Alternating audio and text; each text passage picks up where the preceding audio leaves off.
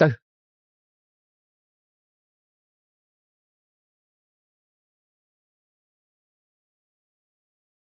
សមរភូមិវិញបញ្ឆោតពួកយើងចំតាក់មិនអីទេចូលទៅមើលសិនទៅ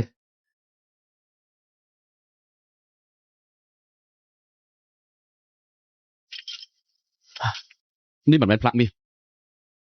ផ្លាកតប9ក្រុង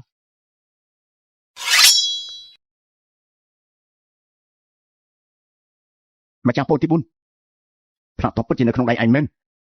បីដាំនេះព្រាបបញ្ជាឲ្យតាមរកផ្លាកតបដែលបាត់មិននឹកស្មានថាឯងគឺជាអ្នកធ្វើសោះមិនចាំមកមិនចាំបាញ់មានបន្ទូលច្រើនទេបានជាមានផោះតាំងទៅហើយពួកយើងធ្វើតាមព្រះរាជបញ្ជាទៅព្រះអង្គម្ចាស់លីងបានលួចផ្លាកតបមានប្រតិក្បត់ទទួលព្រះរាជបញ្ជាពីព្រះអង្គចាប់ខ្លួនទៅវិញបើហ៊ានប្រឆាំងនឹងត្រូវសម្លាប់មុនទើបកាត់ទោសតាមក្រោយនេះគឺមានគេទម្លាក់កំហុសលើម្ចាស់បងទី4ច្បាស់ណាស់ផ្លាកបញ្ជានេះគឺពួកយើងរកឃើញនៅទីនេះពួកយើងស្មានថាជាផ្លាកមាសតែមិននឹកស្មានថាវាជាអន្ទាក់សោះបញ្ឆោតម្ចាស់បងទី4ថាទ្រង់ជាអ្នកលួចទៀតពួកយើងបានឃើញតែផ្ទាល់នឹងភ្នែករាជបញ្ជាព្រះបិតាក៏បានបញ្ជាក់ច្បាស់ដែរម្ចាស់បងទី9ស្ដេចឲ្យមន្ត្រីស្លាប់តើនៅមានពាក្យអ្វីគួរនិយាយទៀតហ៎ឬក៏ជាអន្ទាក់ដែលបិតារៀបចំពេលនេះឯងទៅវិញទើបអាចមានផ្លូវបំបែកបានម្ចាស់ប្អូនទី11